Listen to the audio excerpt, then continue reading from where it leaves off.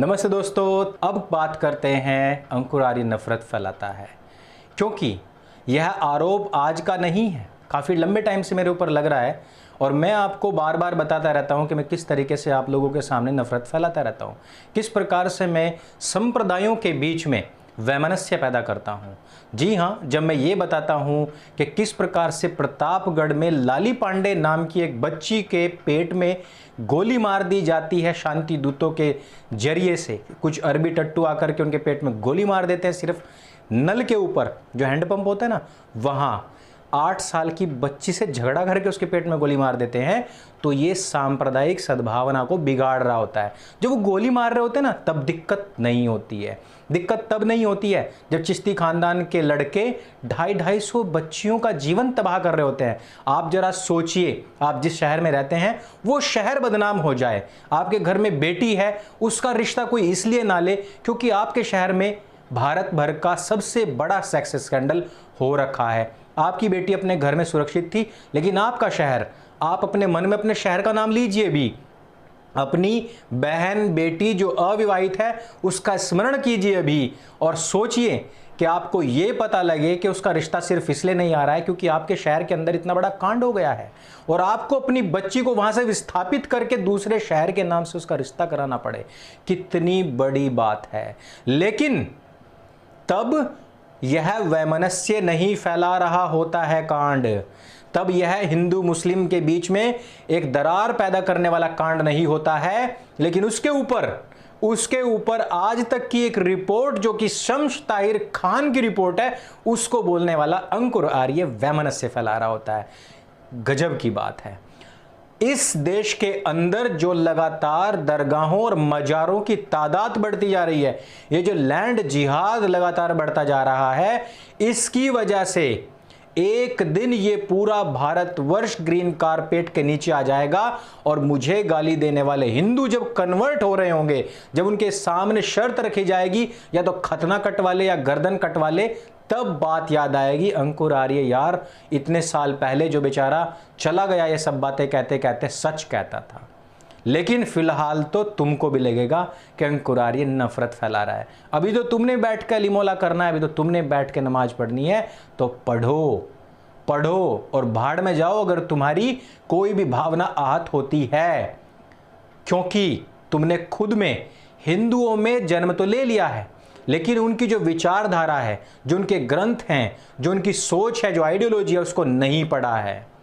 तुम्हारी वो जो विचारधारा थी जो तुमको विश्वगुरु बना सकती थी, उसका ही तुमने अनुपालन नहीं किया, तो ढंग से क्या खाक उस ग्रीन कारपेट का तुम पालन करोगे जिसके ऊपर तुमको आज मेरा बोलना कड़वा दिख रहा है, जहर के समान दिख रहा है। जी हां, मैं उन्हीं दोगले हिंदुओं की बात कर रहा हूं जो आज चुनार के ऊपर चुप हैं, जो आज दिल्ली में जो संजय झील और उसके आसपास के क्षेत्रों में एरियाज में बनने वाली मजारों पर चुप हैं। चुनार के किले की नींव खोद करके वहां पर मजार रख दी गई। फर्रुखाबाद का मैंने बताया था कि मंदिर के अंदर 2-2 मजार रख दी गई। ये मजारों का क्या खेल चल रहा है? ये कौन सा मदारी खेल है? आपको शायद भूल गए होंगे, आप तो मुझे याद है, कमलेश तिवारी जी की हत्या करने के बाद में हत्यारे मजार में जाकर ही छिपे थे, दरगाहों में जाकर ही छिपे थे। ये दरगाहें नहीं बन रही हैं, ये मजार नहीं बन रहे हैं, ये तुम्हारी आस्था का मजाक तैयार हो रहा है। क्योंकि कल जब तुम्हारे गले रहते जाएंगे तो यही वो मजारें होंगी, इन्हीं जंगलों में बने हुए ये घर घरौंदे होंगे जिनमें जाकर के हत्यारे शरण लेंगे। और मैं बोलूंगा तो भावनाएं आहत हो जाएंगी, मैं बोलूंगा तो वैमनस्य पैदा हो जाएगा और ये लोग हत्या करके मजारों में छिपेंगे तो भाईचारा बढ़ेगा। ये लोग 250-250 लड़कियों का अपहरण करके उनको रेप करेंगे, इससे भाईचारा बढ़ेगा, इससे हिंदू मुस्लिम एकता बढ़ेगी। आप लोग दुनिया का बेवकूफ बना रहे हो, अंधश्रद्धा के नाम पर ईंट पत्थरों पर माथा रगड़वा रहे हो और कहते हो हमारी श्रद्धा, हमारी भावना आहत हो रही है। घंटा कौन सी भावना है ये? इस भावना को उखाड़ कर फेंक दीजिए, क्योंकि इन ईंटों में, इन पत्थरों में, मैं आज भी नहीं हमेशा से कह रहा हूं, इन ईंटों में, इन पत्थरों में माथा रगड़ने की जो तुम लोगों की मेंटेलिटी बन चुकी है, ये तुम्हें किसी दिन कुत्ते के गू के ऊपर रखी हुई ईंट के ऊपर भी माथा रगड़वा देगी। मजारें जो खुद रही हैं, उन मजारों के पैरों में शिवलिंग दबे हुए मिल रहे हैं।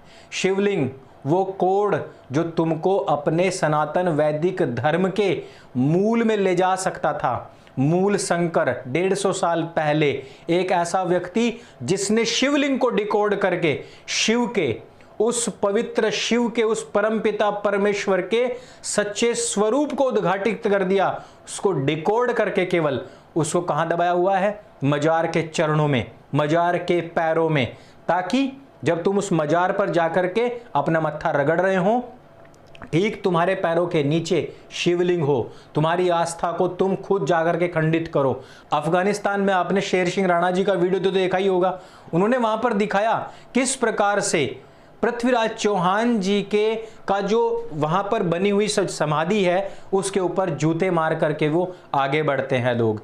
लेकिन यहां वो तो चलो मुसलमान हैं, उनके तो दुश्मन थे पृथ्वीराज चौहान जी, लेकिन आप कौन से मुसलमान हो जो आप स्वयं शिवलिंग के ऊपर खड़े हुए हो?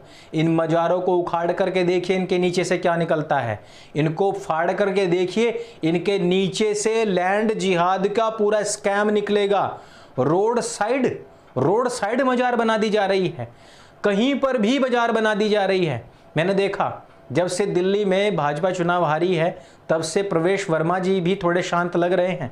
उससे पहले कह रहे थे 53 या 57 कुछ हैं जो मस्जिद और मदरसे या फिर इस तरीके की दरगाहें हैं जो अवैध रूप से बनाई गई हैं। लेकिन आजकल उनके भी जो सुर हैं वो शांत हो रहे हैं, क्योंकि उनके जो खुद के बड़े बड़े लीडर हैं वो तो खुद चादर भेजते हैं, वो तो खुद चादर चढ़ा रहे हैं। तो कैसे बोलेंगे? ये जो अपीजमेंट की आजकल राजनीति चली हुई है, इसके नीचे आप दब करके रहें। जिन लोगों ने पार्टियों के टिकट लेने हैं, बाकी लोगों को ना दबने दीजिए प्लीज। उन लोगों को जो आवाज उठानी है उनको उठाने दीजिए प्लीज, क्योंकि आप लोग तो धिम्मी बन करके रह जाएंगे। वो बच्चे, वो लोग क्या करेंगे जिनके हाथ में पैसा नहीं, जिनके हाथ में पावर नहीं, उनका क्या होगा? उनके पास तो सिर्फ 2 ही शर्तें आएंगी, या तो खतना कटवा ले या तो गर्दन कटवा ले। मैं बोलता हूं तो आप लोगों को लगता है वैमनस्य बढ़ रहा है, लेकिन मैं कहता हूं इस पूरी धरती के ऊपर जबरदस्ती इस्लाम का प्रचार प्रसार किया जा रहा है। जबरदस्ती मजारे बना करके हमारी इस पवित्र भूमि के ऊपर कब्जा किया जा रहा है। 5 एकड़ जमीन जो घुसपैठी हैं उनके द्वारा उस पर कब्जा कर लिया जाता है, लेकिन सरकार चादरें भेजने में मशगूल है। सरकार जो पहले कहती थी कि लव लेटर भेजते हैं, लव लेटर, आज आप चादरें भेज रहे हैं। चादरें आपकी बगल में खड़े हुए लोग कह रहे हैं कि हमारी भावनाएं आहत हो रही हैं। आपकी बगल में खड़े होने वाले लोग आज हिंदुओं को सप्रेस करना चाहते हैं, दबाना चाहते हैं, केस करके उनके ऊपर। क्या ये लोग भूल गए हैं कि हिंदुओं की वजह से ये दरगाहें, ये मजारें अपना बिजनेस, अपना धंधा चला रही हैं? मैं हिंदुओं से आह्वान करना चाहता हूं, इनकी मजारों पर जाना छोड़ दीजिए, इनका पूरी तरीके से बाइकआउट कीजिए। इनमें कोई शक्ति नहीं है। दादू महाराज तो बहुत पहले कह गए हैं, वो कह रहे हैं कि जो खुद निपोते हो गए, जिनको खुद कीड़े खा गए, वो तुमको क्या पूत देंगे, वो तुमको क्या संपत्ति देंगे, वो तुमको क्या धन और क्या सुख वैभव देंगे।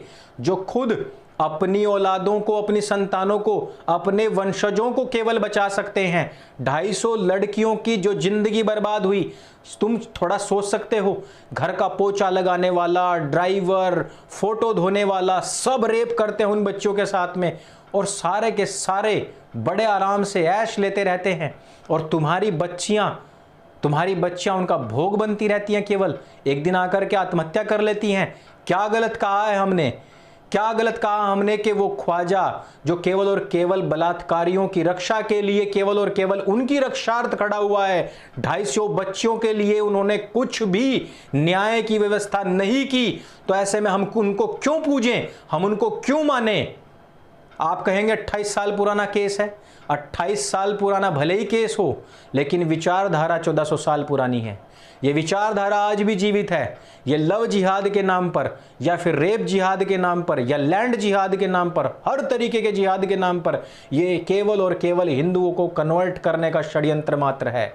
जमीनों के ऊपर अवैध रूप से कब्जा करने के ऊपर ये जो हरामजादे लोग हैं ये क्यों नहीं बोलते हैं?